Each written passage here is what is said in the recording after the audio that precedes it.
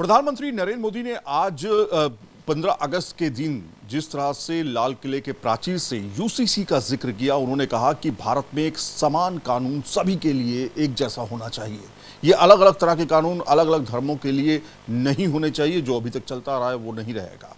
इस पर मुस्लिम क्लरिक्स क्या सोचते हैं, इस समय बातचीत करने के लिए वो शख्स हमारे साथ मौजूद हैं, मुफ्ती शमूम कासमी साहब, जो कि उत्तराखंड मदरसा बोर्ड के चेयरमैन हैं। क्योंकि यूसीसी जो है, अगर उसका जिक्र करते हैं तो उत्तराखंड में यूसीसी लागू हो चुका है। उस समय, खासतौर पे ऐसे समय में जब प्रधानमंत्री ने ये बात कही है, तो उत्तराखंड में क्या हालात हैं, क्या सिचुएशन है, खासतौर पे वहाँ के मुसलमानों की, मदरसों की, और वहाँ पर जो कानून चल रहा है उससे क्या इम्पैक्ट पड़ा है मुसलमानों की ज़िंदगी पे या दूसरे जो धर्म के लोग हैं उनकी ज़िंदगी पे। मुफ्ती साहब ये समझना चाह रहे थे कि आप तो वहाँ पे मौजूद हैं, आप बाकायदा इस कानून से बिल्कुल मुतासिर हैं, तो क्या उत्तराखंड में यूसीसी को लेकर के है और आज जो प्रधानमंत्री ने कहा उसको कैसे देखते हैं? देखिए, उत्तराखंड राज्य के अंदर वहाँ के माननीय मुख्यमंत्री श्री पुष्कर सिंह धामी जी उससे यूसीसी को इंट्रोड्यूस ही नहीं बल्कि उसे लागू करा चुके हैं।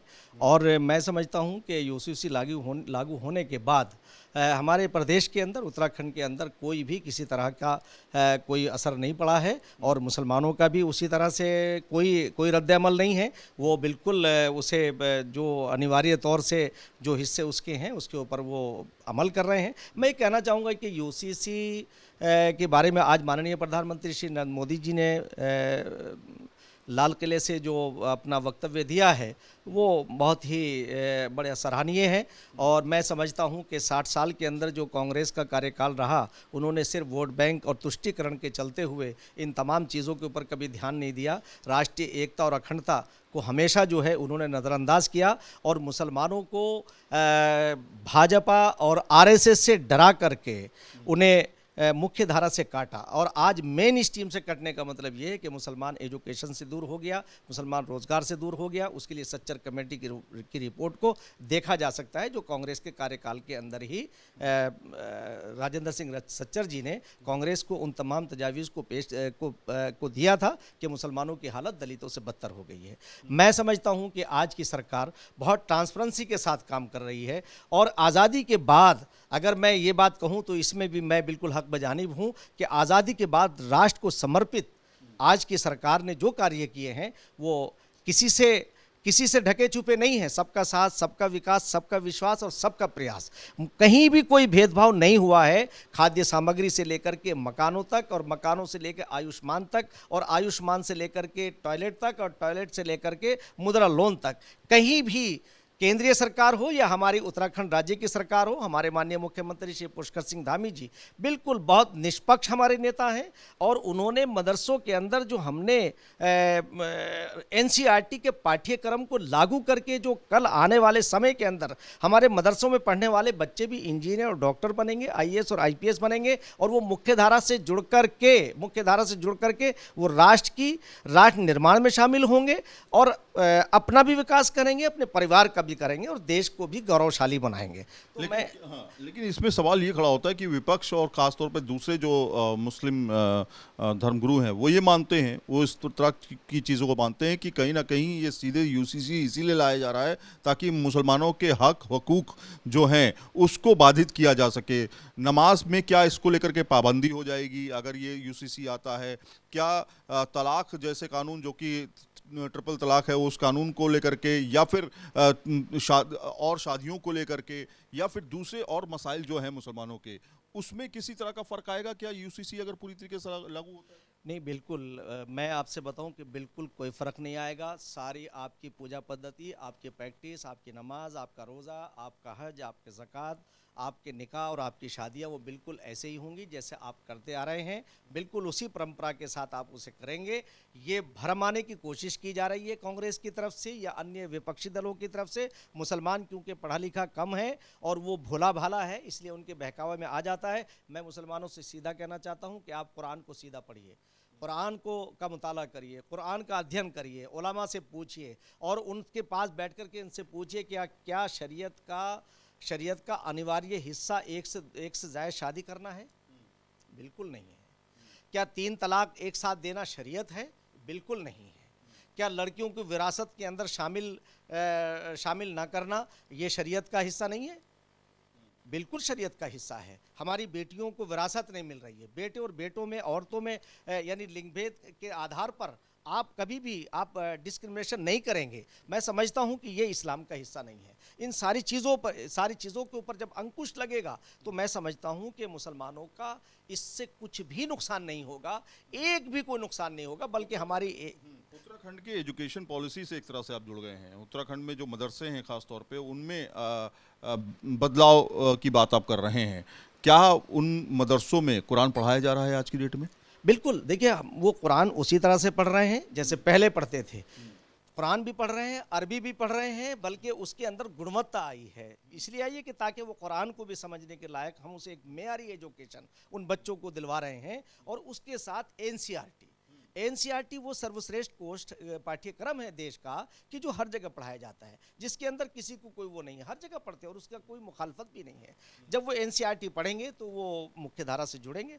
मैथ, इंग्लिश, सामाजिक ज्ञान, साइंस, ये सारी चीज़ें तो बहुत ज़रूरी हैं। तभी तो रोज़गार आप अपने पैरों पे खड़े हो सकेंगे। जब आप इंजीनियर बनेंगे तो साइंस की ज़रूरत है, आप डॉक्टर बनेंगे तो साइंस की ज़रूरत है। लेकिन बड़ी संख्या में ये कहना है कि जो मुस्लिम धर्मगुरू हैं, उनका ये मानना है कि अगर ये यूसीसी आता है तो कहीं ना कहीं मुसलमानों के जो रोज़मर्रा की ज़िंदगी है उस पर प्रभाव पड़ेगा, और साथ में जो तमाम तरह की चीज़ें चलती चली आ रही, दरअसल ये कानून ही सिर्फ मुसलमानों के लिए लाया जा रहा है।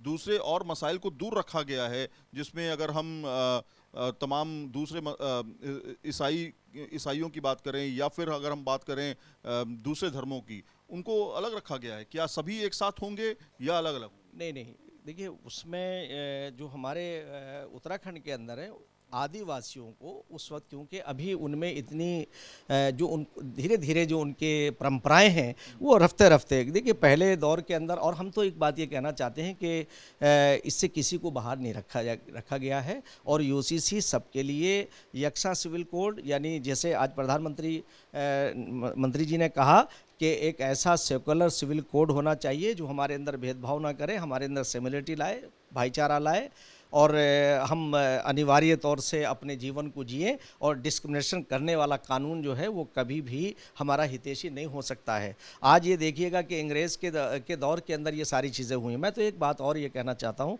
कि मुसलमानों का विद्वान जो ये बातें कर रहे हैं, जो भ्रम पैदा कर रहे हैं, वो आकर के बैठें और बताएं कि कौन सा प्रावधान ऐसा है जो इस्लाम के ख़िलाफ़ या इस्लाम से टकरा रहा है। एक भी इस्लाम से नहीं टकरा रहा है। मैं फिर दोहराता हूँ उस बात को कि एक से ज़ायद शादी करना ये इस्लाम का अनिवार्य हिस्सा नहीं है।